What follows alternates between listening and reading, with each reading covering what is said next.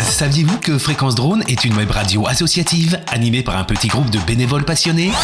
Vous aussi, participez à l'aventure en devenant sponsor ou mécène de notre association.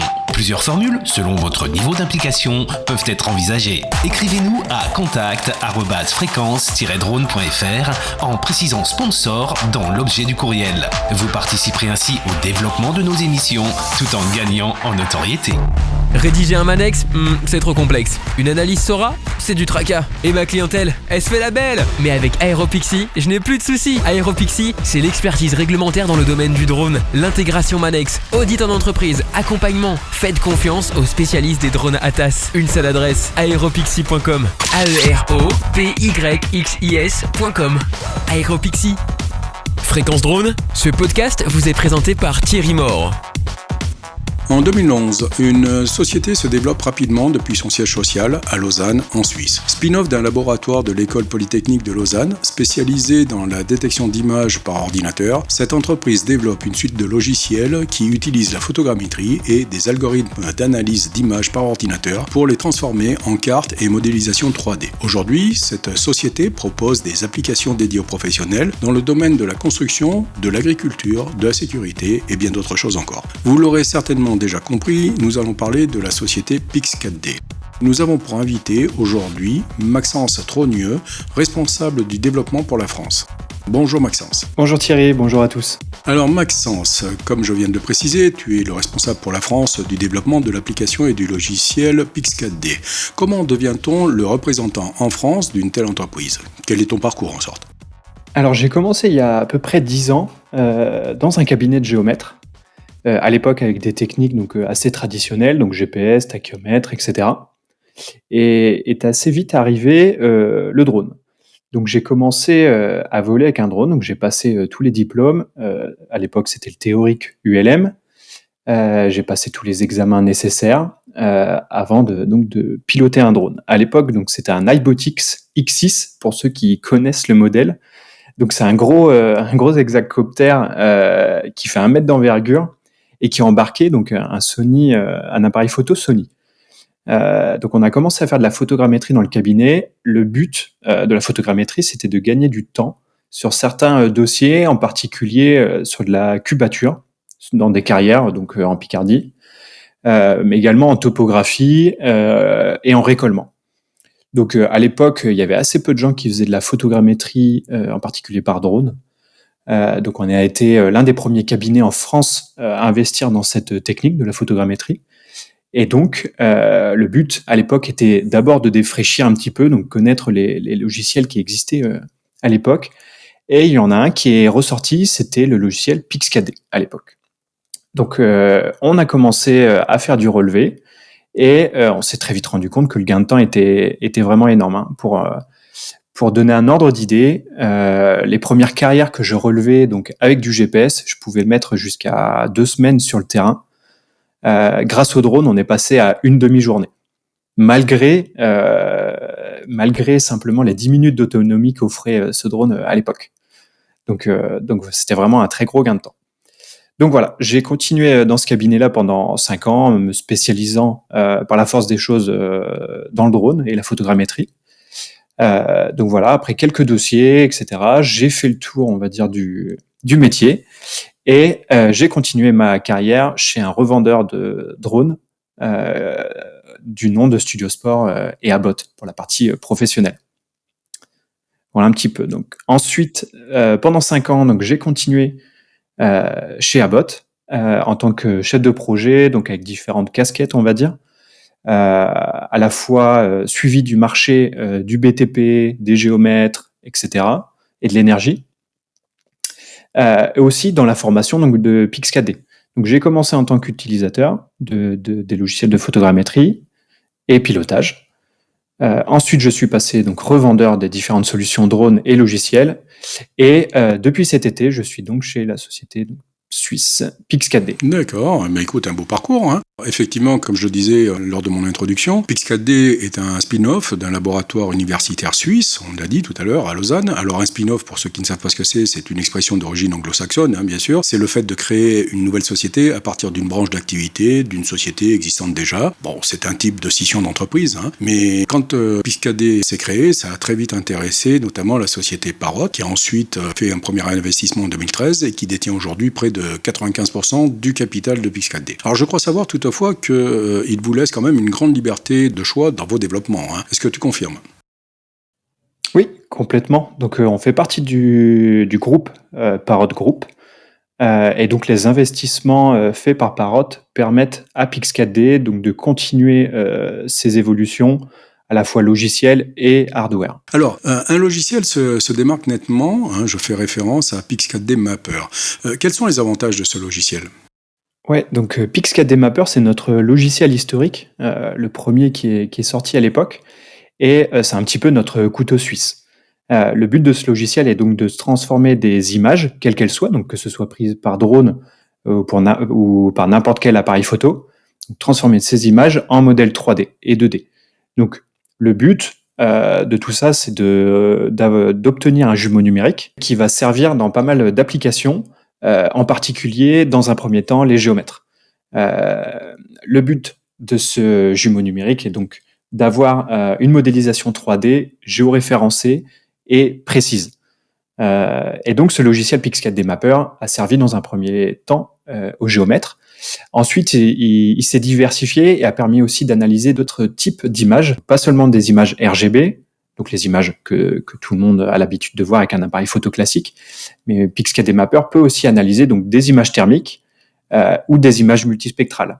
Et donc là, c'est pour ça que j'appelais ça le couteau suisse, c'est que ce logiciel va servir pour les géomètres, mais aussi par exemple pour le multispectral dans l'agriculture, avec les images thermiques pour les thermiciens. Et donc chacun va y trouver un petit peu son compte. Et donc ce logiciel historique existe depuis maintenant plus de 10 ans, et est devenue une des références dans la photogrammétrie. Alors, aujourd'hui, cette application est déclinée en plusieurs catégories. Quelles sont les différentes utilisations de ce logiciel ? Parce que tu viens d'expliquer effectivement la photogrammétrie, l'agriculture, la topographie, enfin des choses comme ça, mais il y a bien d'autres applications. C'est ça. Donc aujourd'hui, Pix4D Mapper transforme ces images en modèles 3D ou des cartes 2D dans l'agriculture, etc. Mais on a développé donc depuis maintenant quelques mois, quelques années, d'autres nouveaux logiciels. Donc on a Pix4D Matic, Pix4D Survey, Pix4D Fields, React, Cloud Inspect. Donc on a toute une gamme qui se diversifie et qui va répondre aux besoins de chacun. Donc Pix4D Mapper avait pour avantage d'être un couteau suisse, mais couteau suisse qui demandait un petit peu de, pardonnez-moi l'expression, mais un petit peu de bidouille. Donc il y a beaucoup de gens qui aiment pouvoir avoir accès à tous les paramètres pour obtenir une modélisation 3D, etc. Là, tous les autres logiciels que j'ai cités seront beaucoup plus ciblés par métier et donc vont répondre de manière plus simple à différentes problématiques métiers. Alors effectivement, c'est une suite logicielle avec tous les logiciels que tu viens de présenter, mais ça ne se cantonne pas qu'à la seule photogrammétrie. Donc quelles sont les différentes utilisations ou les utilisateurs de ces solutions ? En dehors des bidouilleurs, bien évidemment. C'est ça. Donc par exemple, donc, je citais les logiciels juste avant. Donc Pix4D Matic et Survey sont deux logiciels qui vont vraiment être très utiles pour les topographes notamment et les carriers. Les autres, donc on a Pix4D Fields, lui va vraiment être orienté pour l'agriculture. Ensuite, on a Pix4D React qui lui s'adapte aux besoins des pompiers, en tout cas des besoins d'urgence pour faire de la photogrammétrie beaucoup plus rapidement. Pix4D Cloud et Inspect qui vont être plus là des solutions en cloud, donc qui là vont vous donner l'avantage de ne plus avoir besoin d'un PC machine de guerre, j'ai envie de dire. Vous uploadez simplement vos images vers ces solutions en cloud pour obtenir derrière des rapports PDF lisibles par tous. Et donc là, on voit bien la direction que l'on prend chez Pix4D, c'est de répondre à des besoins métiers beaucoup plus simplement que ce que ne faisait Mapper. Donc chaque corps de métier va pouvoir y trouver son compte dans la photogrammétrie et l'analyse d'images beaucoup plus simplement avec ces nouveaux logiciels notamment. Revenons à ton cœur de métier, qui est la topographie, puisque ça a été, comme tu l'as expliqué tout à l'heure, le début un peu de ta formation et de ton développement. Penses-tu que les télépilotes de drones formés sous quelques jours à l'utilisation d'une suite logicielle telle que celle-ci suffisent? Alors là, il y a plusieurs choses à prendre en compte.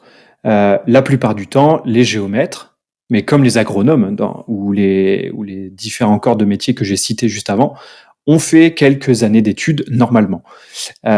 Donc quand on a des bases en topographie, oui, une formation de quelques jours à Pixcad Mapper, par exemple, suffira à savoir maîtriser le principe de la photogrammétrie, parce que la personne aura les prérequis nécessaires, à savoir les notions de topographie, de géodésie, système de coordonnées, j'en passe. Pour quelqu'un qui débarque dans le milieu, ça va être un peu plus compliqué. Il y a des notions qui demandent quand même du temps pour pouvoir comprendre les tenants et les aboutissants. Et là, ce sera un peu plus compliqué. Alors par contre, pour quelqu'un qui veut se lancer simplement dans la partie acquisition des données, donc vol du drone et livraison des différents nuages de points, maillage, orthophoto brut, on va dire, là, la formation peut suffire pour ensuite livrer tout ça à un géomètre afin qu'il puisse contrôler, parce que quand même le propre du géomètre, c'est de toujours se contrôler, et ça, il a des techniques qu'il apprend pendant toutes ces années d'études pour justement savoir comment on fait pour contrôler les données, et dans ce cas-là, ça pourrait également suffire. Et donc ça vaut également pour, je parlais de Fields pour l'agriculture, si on n'est pas agronome, ça va être également difficile de s'y mettre, etc., etc. Par contre, voilà, on a des solutions qui vont répondre à des besoins moins avancés, par exemple React, qui s'adresse à des pompiers, des policiers, etc.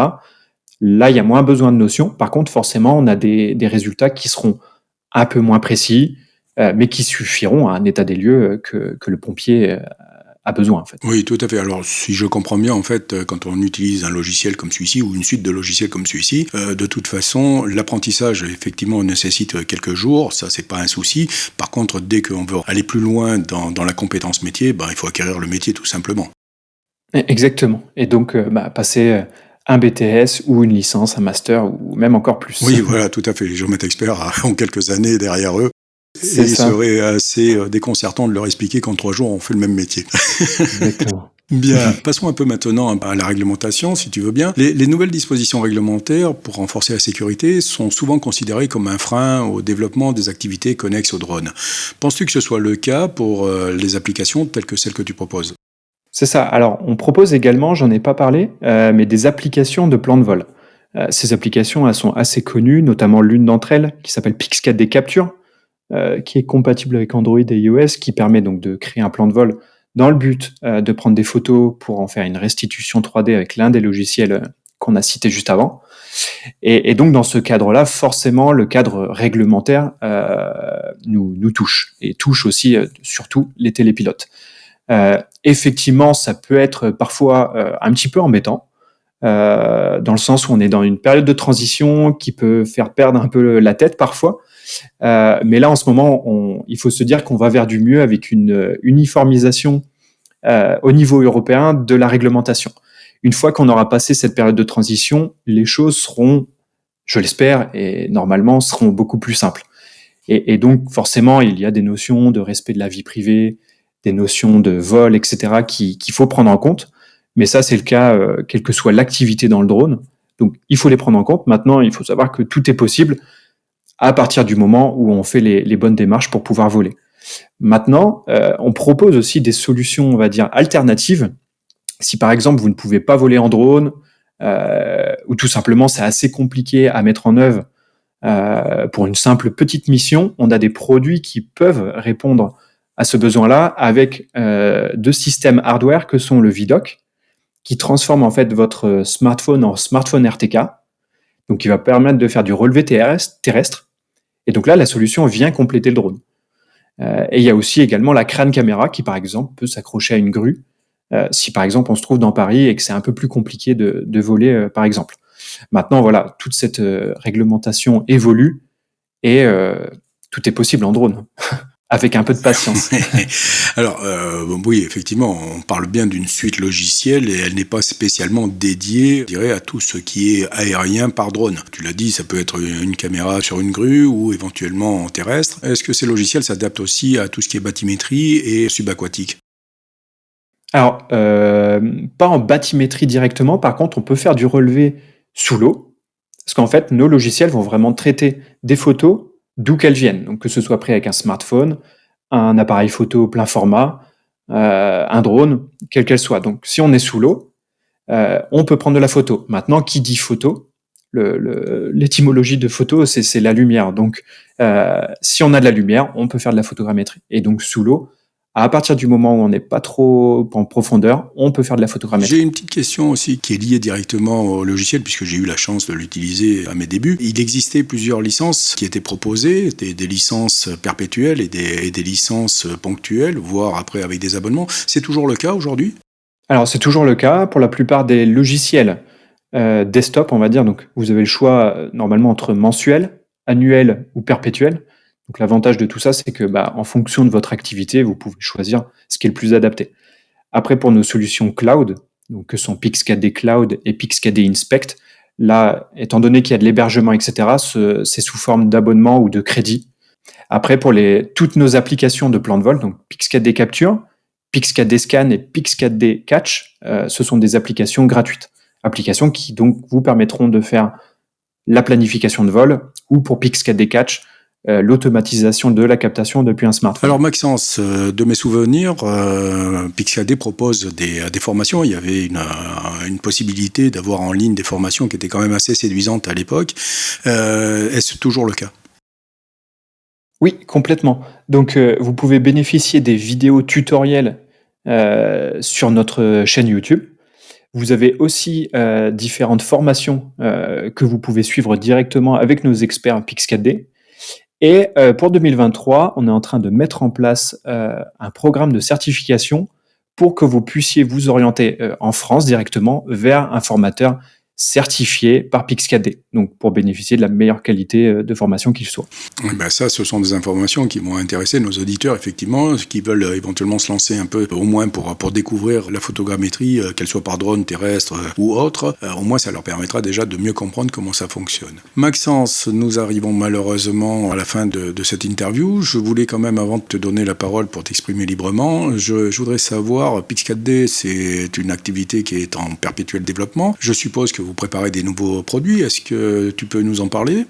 C'est ça, donc les produits dont je parlais tout à l'heure, donc Pix4D Matic, Survey, Fields, React, Inspect, Cloud, donc tout ça sont des logiciels assez récents et qui donc bénéficient de nouveautés très très régulièrement.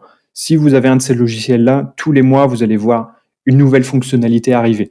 Et donc, c'est des fonctionnalités relativement intelligentes. Donc, par exemple, sur Survey, qui est le logiciel de vectorisation dans le nuage de points, on a des nouvelles fonctionnalités comme la détection automatique des bouches d'égout, la détection automatique des routes, la possibilité de créer des coupes. Et donc là, c'est simplement pour l'exemple de Survey. Et donc, chacun de tous ces logiciels-là bénéficie d'énormément de nouveautés tous les mois et donc sont en perpétuelle évolution.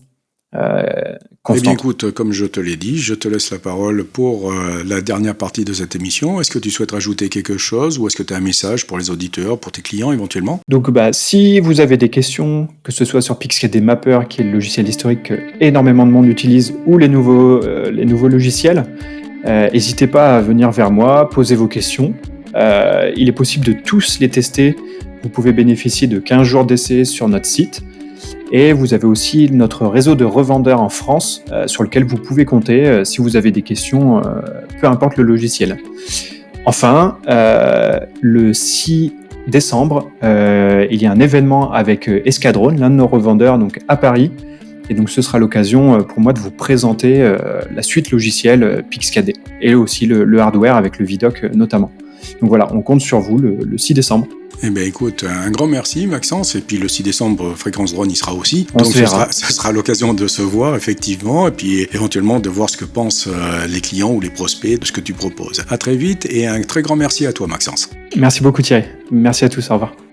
Vous êtes télépilote, exploitant de drones, constructeur ou encore société de services dans l'une des filières drones? Vous aussi, passez à l'antenne dans le cadre de nos interviews. Écrivez-nous à contact@fréquence-drone.fr ou via le formulaire de contact de notre site internet. Vous participerez ainsi au développement de nos émissions tout en gagnant en visibilité. Ce podcast vous a été présenté par Aeropixie. Aeropixie, en 3 mots, c'est... Ah bah non, impossible, ils sont beaucoup trop forts. Aeropixie, c'est une équipe, un savoir-faire, une compétence reconnue dans l'analyse, l'expertise et la rédaction des documents relatifs à la réglementation drone. Une seule adresse, et c'est toujours la même, aeropixie.com. aeropyxis.com. Aeropixie. Avec Antidrone, donnez de la hauteur à vos projets. Centre de formation certifié aux Antilles, à votre écoute pour toute mission technique. Antidrone, l'événementiel. www.antidrone.com. Fréquence Drone est une web radio associative animée par un petit groupe de bénévoles passionnés. Si vous souhaitez nous soutenir, vous êtes invité à adhérer à notre association. Plusieurs formules, selon votre statut et niveau de participation, vous seront proposées. Comment adhérer? C'est très simple. Rendez-vous sur la page adhésion de notre site internet fréquence-drone.fr. Vous participerez ainsi au développement de nos émissions tout en étant récompensé.